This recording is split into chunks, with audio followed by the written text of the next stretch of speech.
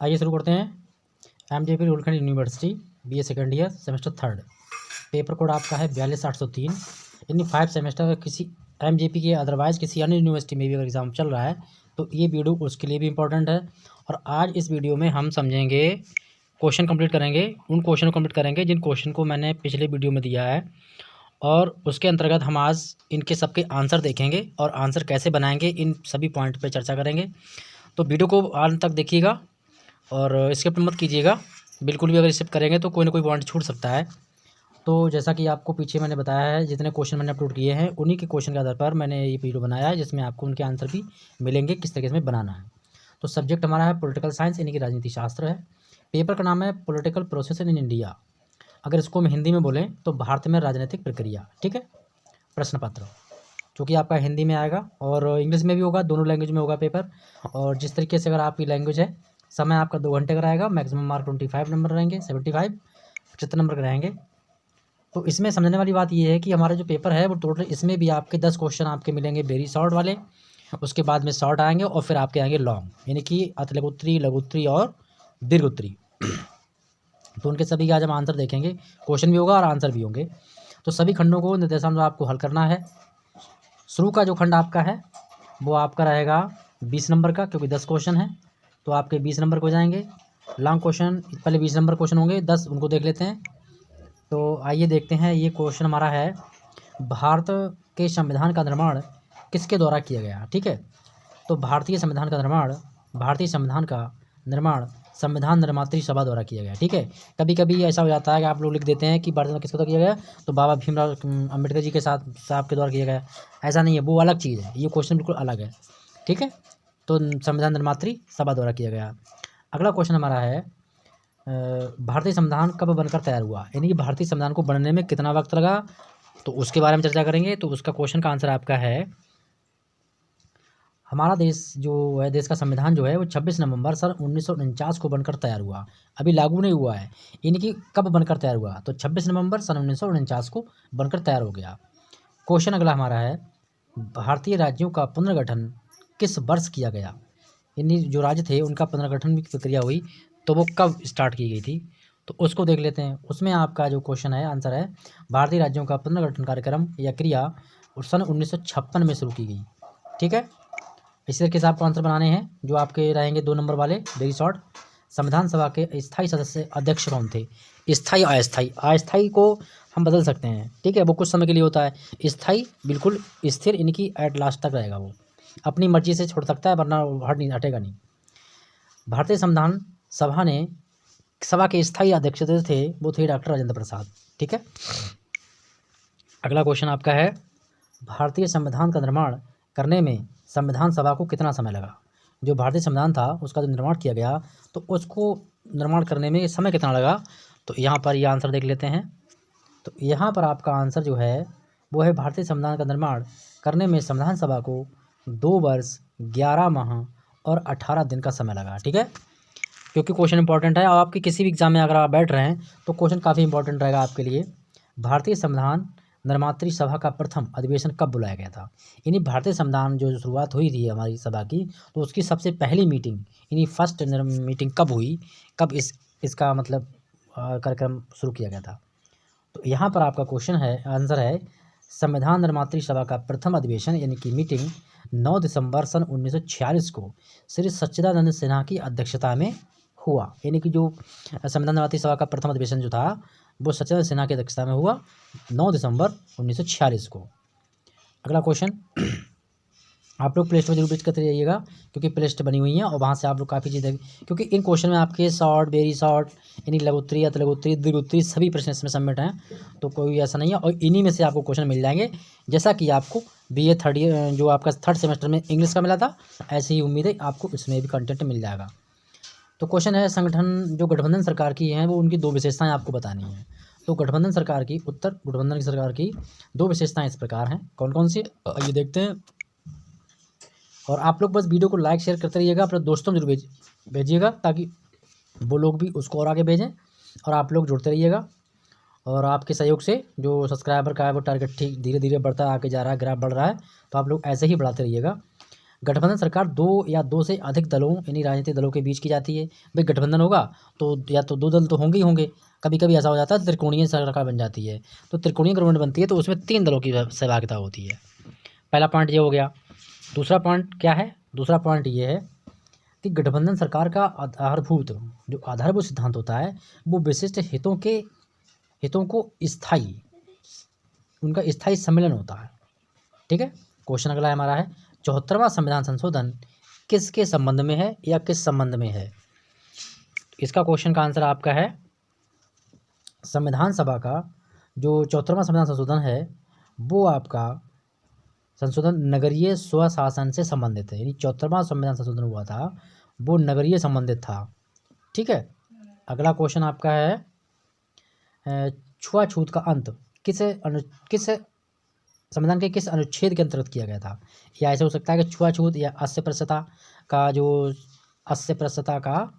जो है आपका अंत किस संविधान के द्वारा किया गया है? संविधान के कौन सा अनुच्छेद? तो अनुच्छेद आपका जो है वो किस अनुच्छेद द्वारा किया गया, ये उसका क्वेश्चन है। ये छुआछूत और अस्पृश्यता एक ही चीज़ होती है।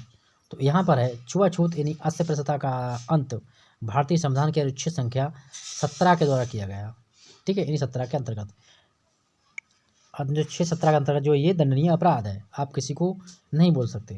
निर्वाचन आयोग का गठन किस प्रकार होता है? आइए देख लेते हैं। तो निर्वाचन आयोग का गठन मुख्य चुनाव आयुक्त, ठीक है, तो चुनाव आयोग का गठन जो होता है उसमें मुख्य चुनाव आयुक्त, अन्य निर्वाचन आयुक्त व समय समय पर राष्ट्रपति द्वारा नियुक्त आयुक्तों से मिलकर होता है। अगला क्वेश्चन आपका है दल बदल रोकने के लिए संविधान का 52वां संविधान संशोधन कब लागू हुआ? देखिए अब यहाँ पे आ गया कि ऐसे पूछ सकता है कि जो दल बदल रोकने के लिए संविधान का 52वां संविधान संशोधन कब लागू हुआ, ये क्वेश्चन हो गया। और इसका आंसर आप देखेंगे तो इस तरीके से मिलेगा। दल बदल रोकने के लिए संविधान का 52वां संशोधन 1985 में हुआ।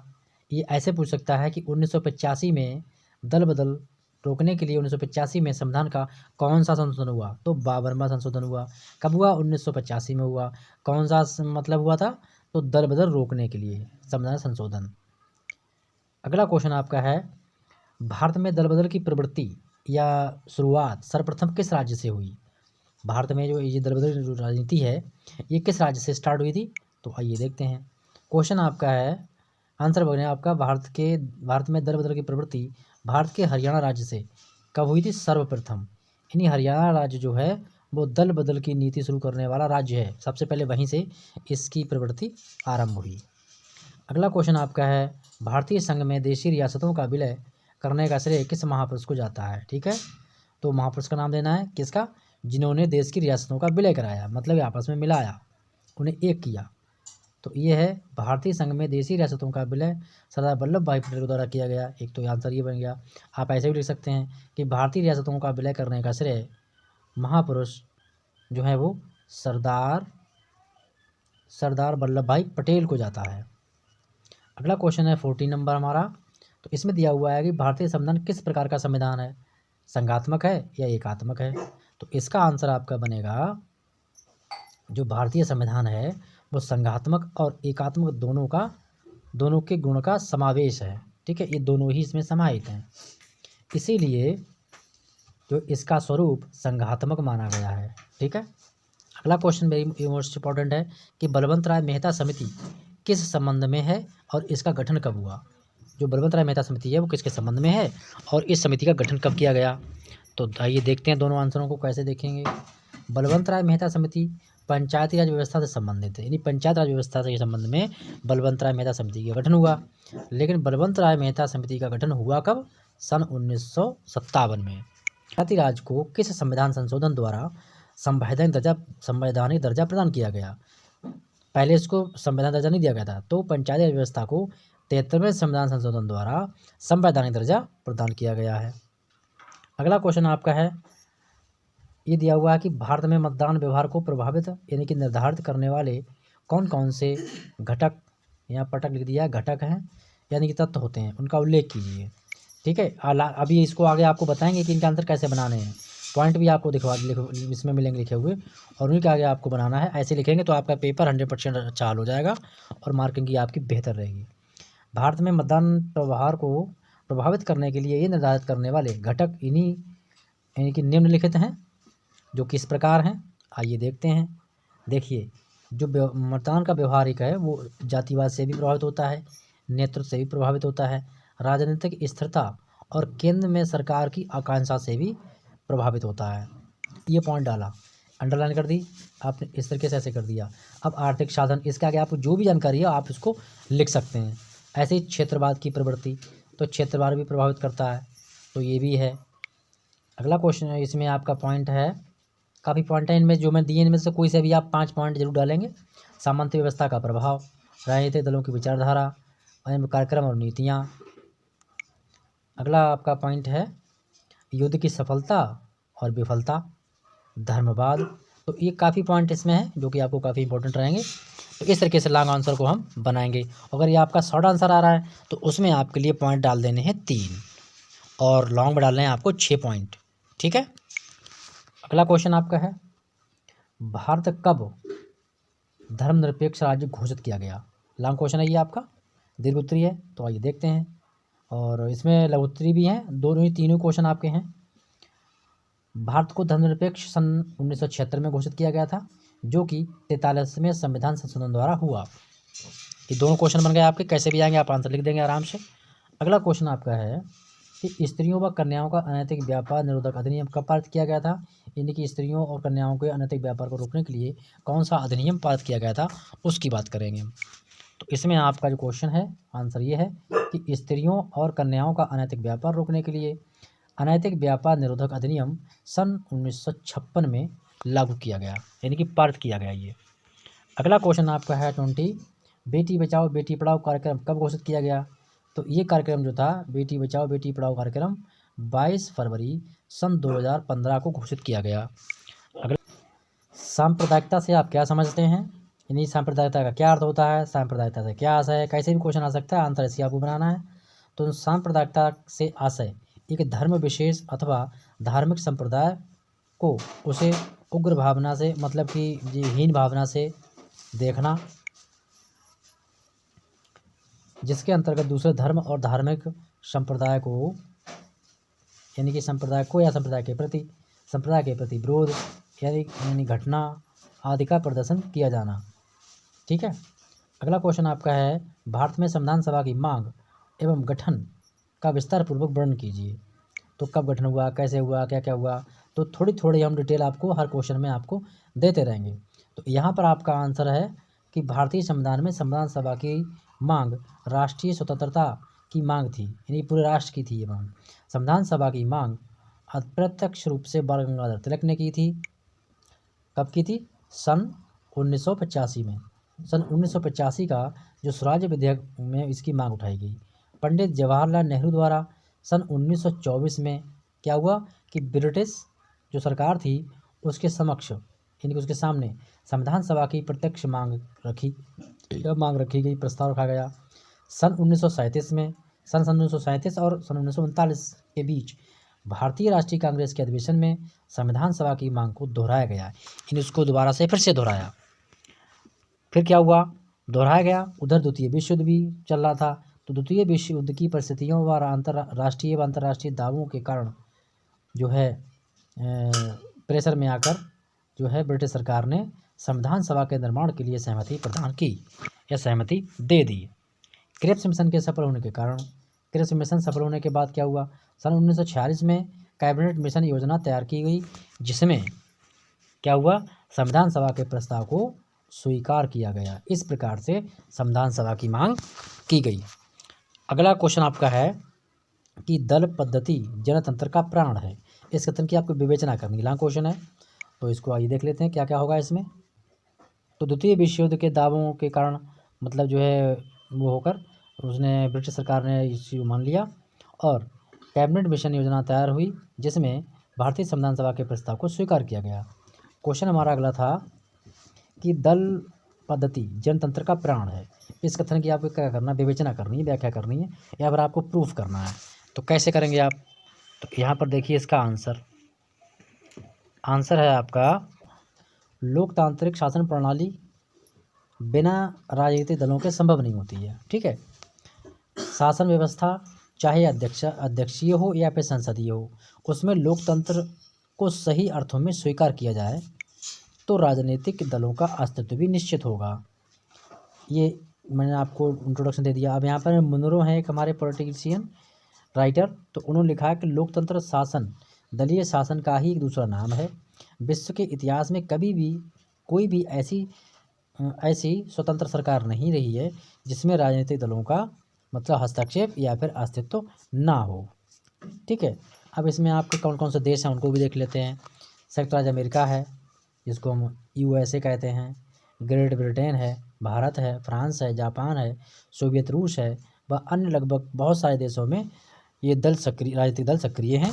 और इन्हीं कारणों से या फिर इसी कारण के द्वारा क्या होता है, राजनीतिक दलों को प्रजातंत्र का जीवन रक्त कहा जाता है। ठीक है। अगला क्वेश्चन देख लेते हैं 24। वीडियो लगभग आपका कंप्लीट होने वाला है, तो फटाफट इसको लाइक से करते रहिएगा। लाइक नहीं रुकना चाहिएगा, और आपको परसों पेपर बहुत अच्छा हो जाएगा। राजनीतिक दलों और दवा समूह में क्या अंतर है स्पष्ट कीजिएगा। और फिर जो सेमेस्टर 5th और फर्स्ट वाले हैं, फर्स्ट सेमेस्टर का इंग्लिश का मिलेगा, वो भी तैयार हो जाएगा बहुत जल्द। सेकंड पे और आपका जो 5th सेमेस्टर वाले हैं उनका भी वीडियो अपलोड होगा। एक दिन में चाहे मुझे 2 करने पड़े 3 करने पड़े, लेकिन वीडियो के लिए आपके लिए कोई कमी नहीं आएगी। राजनीतिक दल के सभी सदस्यों का एक ही राजनीतिक उद्देश्य होता है, जबकि दवा समूह का कोई एक राजनीतिक उद्देश्य नहीं होता है। ये पहला पॉइंट हो गया अंतर। अगला आपका है इसमें राजनीतिक दलों का उद्देश्य सत्ता प्राप्त करना होता है, जबकि समूह दलों का उद्देश्य सरकार को अपने पक्ष में प्रभावित करना होता है।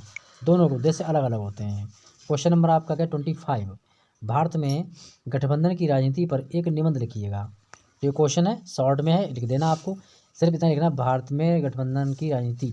इस तरीके से आप डाल देंगे अंडरलाइन, और फिर इसके बाद हम लिख देंगे जैसे सरकारें गठबंधन करती हैं, अपने अपने MP MLA देती हैं, तो उस तरीके से आप लिख देंगे। उत्तर औपनिवेशिक भारत में लोकतंत्रीकरण की प्रक्रिया की व्याख्या कीजिए। तो इसको मैं आपको यहाँ पे बता दे रहा हूँ, बाकी आपको पॉइंट लिखना है। इंग्लैंड की संसद द्वारा माउंटबेटन योजना के आधार पर 4 जुलाई सन 1947 को भारतीय स्वतंत्रता विधेयक पारित किया गया। ठीक है, यानी कि उस पेश किया गया, पारित हो गया, वहाँ से उसको मंजूरी मिल गई। 16 जुलाई को लॉर्ड मैकाले, ठीक है,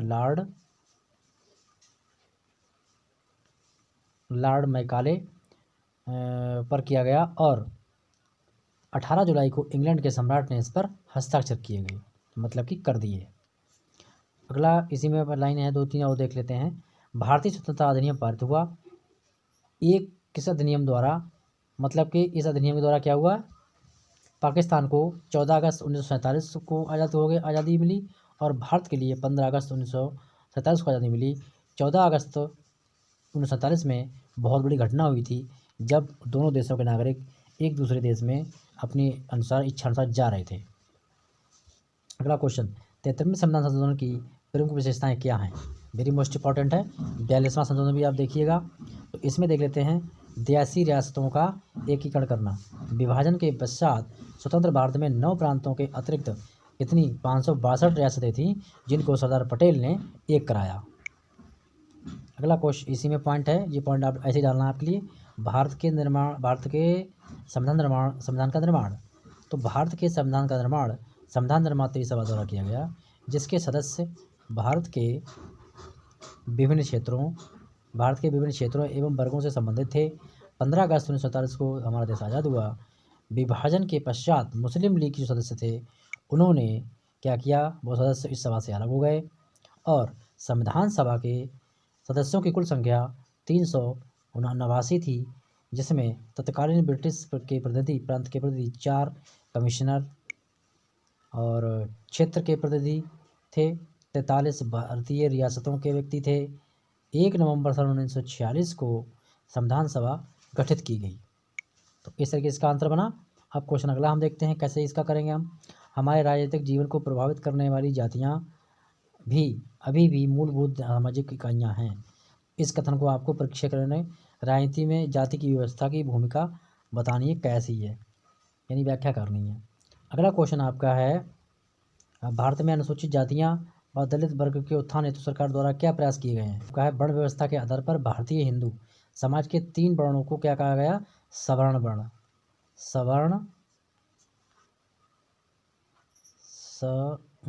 सवर्ण वर्ण कहा गया, जिनमें ब्राह्मण, क्षत्रिय, वैश्य 3 आते हैं। चौथे वर्ण को क्या कहा गया? शूद्र कहा गया। ठीक है, और इसमें क्या हुआ था? से प्रशंसा की समस्या को चौथे वर्ण में भी से भी संबंधित किया गया है। अगला इसमें पॉइंट है, अब इस तरीके से आपको ये लिखा हुआ है यहाँ पर कि भारत में अनुसूचित जातियों व दलित जातियों की समस्या के समाधान हेतु किए गए सकारात्मक प्रयास। अब इसमें कौन प्रयास किए गए? अनुच्छेद 15, अनुच्छेद 16, इसको आप डालते रहेंगे और ऐसे ही आपको अनुच्छेद डाल के अंतर्गत इनकी आप लिखना है। 17 में क्या हुआ? आपको अस्पृश्यता का अंत किया गया। ऐसे 19 है, अनुच्छेद 25 है, तो इससे यहाँ पर इसके देख रहे होंगे अनुच्छेद 29 है, अनुच्छेद 38 है, अनुच्छेद 46 है, अनुच्छेद 330, 322, 334, अनुच्छेद 335, अनुच्छेद 146, अनुच्छेद 338, ये अनुच्छेद हैं। इनके आधार पर आपको इसकी डिटेल लिखनी है।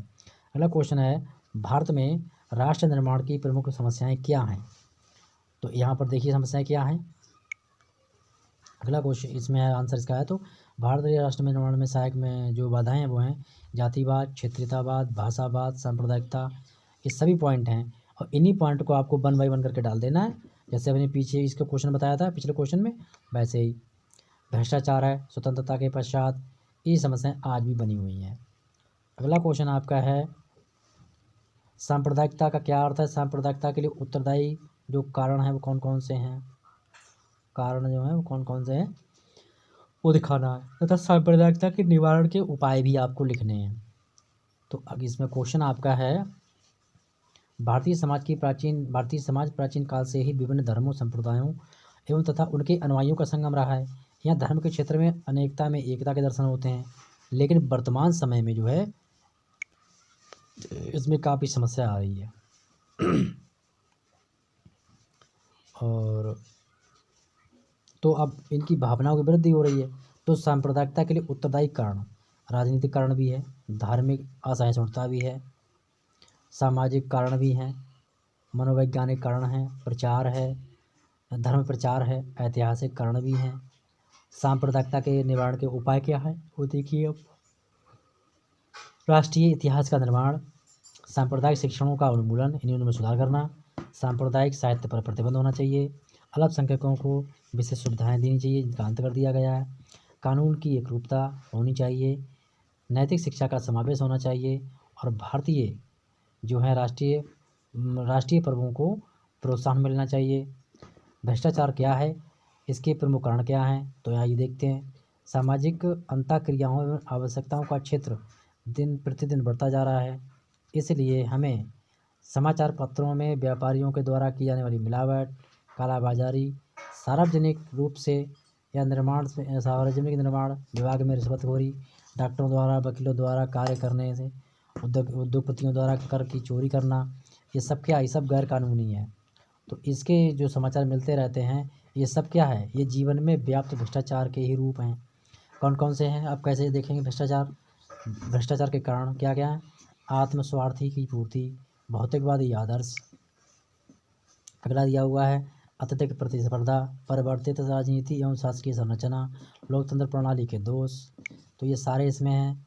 फिर आपका दिया हुआ है नैतिक एवं चारित्रिक पतन, अपर्याप्त आय, राजनीतिक दृष्टिकोण। फिर आपका दिया हुआ है दोषपूर्ण कानून, अपराधियों का संरक्षण,